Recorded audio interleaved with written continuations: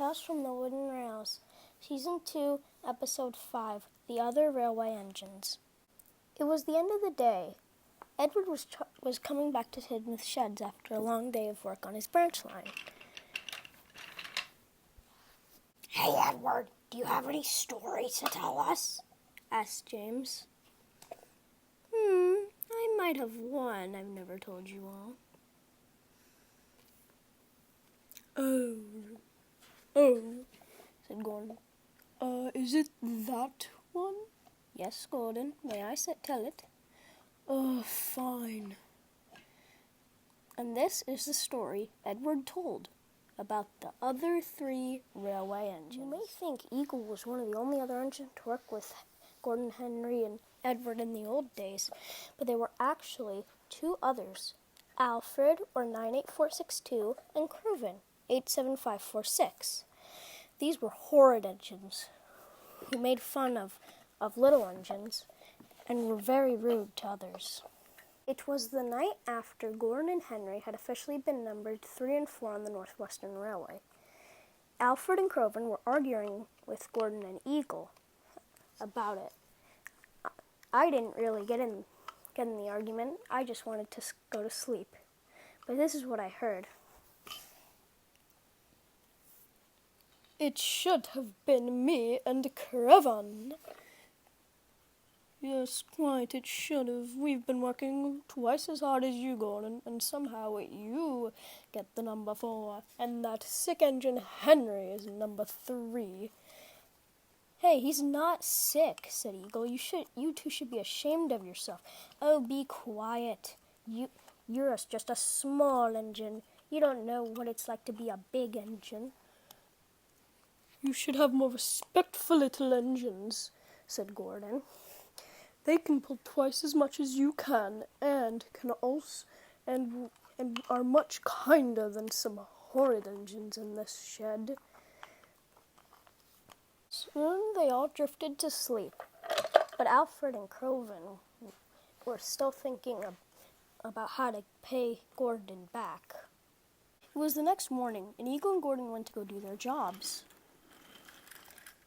Alfred and Creuven were talking about their plan.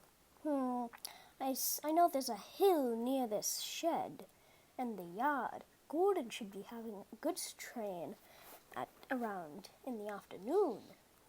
What if we sent a train down the hill, barreling towards Gordon, and would crash into him? That's a good idea. Maybe, but it might be a little too extreme. I mean, it could kill him. What does it matter if we kill him, Creuven? I think it's just a little too extreme, maybe. Be quiet, Creuven. You're not the brains of this operation. You're on the brawn. Sometimes I wonder why I'm even friends with you, Alfred. I wonder the same thing, Creuven. I was pretending to be asleep, but heard their entire thing, and was shocked to hear they would do such a thing. After they would leave, I would go tell Eagle, and I would tell him to tell Gordon. Later, while I was pulling a water tanker for the yards, I ran into Eagle at Marin and told him the whole story. Okay, so Eagle, I am counting on you to keep Gordon safe at all costs. Barrier with trucks, warn signalmen, just do anything. This is very bad, and Gordon could get killed. Yes, Edward, I will. And Eagle rushed away. Gordon was resting after taking the express in the yard, right where Alfred and Creuven knew he would be. Eagle then rushed in. Hey, Gordon. Hello, Eagle. Do you want to talk about, something? I have a train soon. I don't think I'll be able to talk for long. Oh, no, I heard that your train is delayed, unfortunately. Why wasn't I told by the fat director? Oh, he told me to tell you. Why are you acting so strange, Eel? Oh, no reason. So, signals, am I right? You're acting very strange, Eagle. I'm gonna just go. No, Gordon, don't go. You need to stay here. Fat controller's orders. What? Okay. Okay. Signalman, switch these points right here to my line. Signalman could hear me and was confused, but agreed. Meanwhile, Alfred and Corbin were on the hill where they said they would be. Okay, Alfred, the trucks are all in position. I see you've decided to fill them with dynamite. Yes, I did. Just to make a little more pizzazz. Luckily, I don't think anyone is in that yard today, so as soon as it hits Gordon, boom. Okay, whenever you're ready. 3, 2, 1. Soon the trucks raced down the hill. Trucks raced through the tunnel, over a bridge. Ha ha ha! We've done it. Our plan will work. Gordon will be gone, and we will be numbers 4 and 5 on this railway, as long as the fat director doesn't find out. He won't. Don't worry, Alfred. Meanwhile, Eagle was still trying to stall Gordon. So a signal's, hey, pretty cool. Yeah. Eagle, my next train is due in like 5 minutes. I have to go now. Gordon then puffed out of the yard when suddenly the signalman said, "Stop! Runaway train!" But Gordon didn't hear properly. Trucks came into the yard. Right as they were about to hit Gordon, Eagle raced in.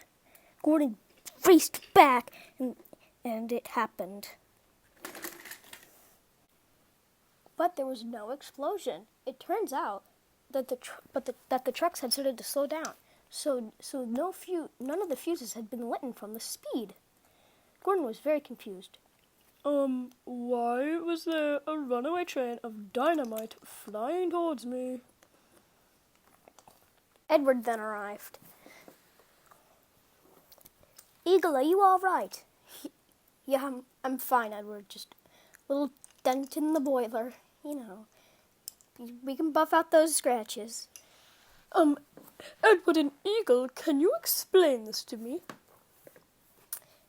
Well, Gordon, early this morning I heard Alfred and Craven talking about a plan to send a lit train of dynamite flying into you, which would then kill you. Oh my God, Eagle, you saved my life. Yes, I did, Gordon. Thank you. You're welcome. Anything for a friend. And so I then told Eagle, who then tried to stall you, so that and then this happened. I guess Eagle, you decided to try to save Gordon's life. Yes, I did, because I'm a hero, I guess. Well, that was very chivalrous of you. Thank you, Edward. Then Sir Tom Hat the First, a.k.a. the Fat Director, stepped out of Edward's cab, came to assess the damage. Well, Eagle, you will have to be sent to the works, so that means you and Henry will be out of service, which means 2 of my engines are gone, which leaves 4 of us to run the railway. Well, sir, after hearing what I'm about to say, you might want to consider getting rid of 2. I say, Edward, what's happened? Well, Alfred and Craven then raced in right as Edward was about to tell the Fat Director what happened. Oh, our plan didn't work, Craven. Told you it was a little bit too extreme, Alfred. The Fat Director then turned to go talk to Alfred and Craven. You 2 were behind all this? Well, no, sir, definitely not. We didn't know what happened. Coven then got too stressed and told the Fat Controller what happened. "Coven, you traitor!" said Alfred. I see you both. I see. I'm very disappointed in you engines. You are my strongest and best. Why would you do this? I don't even want to hear it.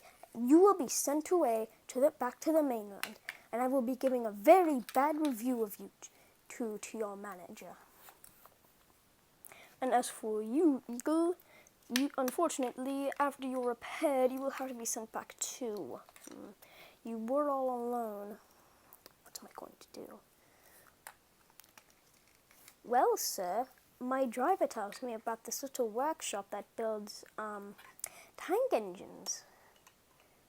A tank engine? That actually might be nice. An engine to shunt in the yard. But fortunately, we're a little out of money. Because after we pay Eagle and Henry, we will have not that much money. I do hear of this. I do know that workshop also makes tender engines. I hear they sell them really cheap too. Maybe you could pick one up. I have been meaning to get a new engine.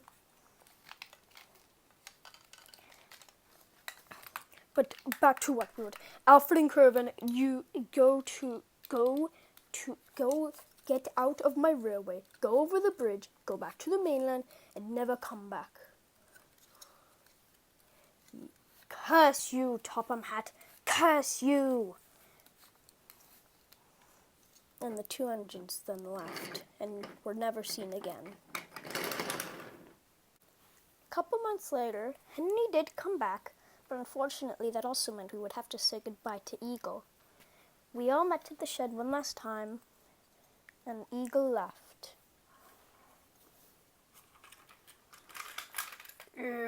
But what happened to Craven and Alfred?